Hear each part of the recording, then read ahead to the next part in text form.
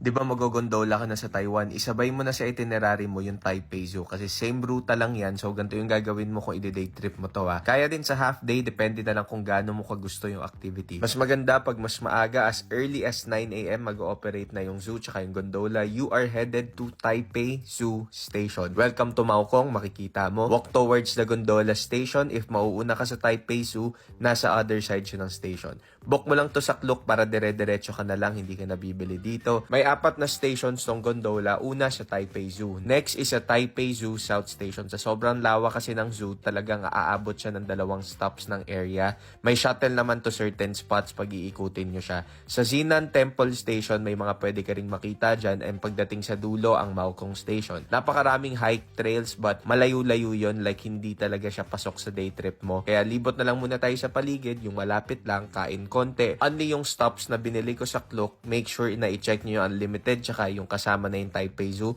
lalo na kung gusto nyo talagang mag-explore sa kada station. The next stop is sa Taipei Zoo na tayo. Grabe yung map po, uubusin talaga yung araw mo. If nagmamadali ka, prioritize mo yung mga hayop na gusto mong makita. No joke, as in ang lawak talaga niya. Parang pinakamalawak na zoo na napuntahan ko. Panda lang naman talaga yung gusto kong makita. So inuna ko na yan. Pero kayo na bahala. So kung saan yung pag gusto pumunta at magdibot, may map naman kayong susundan.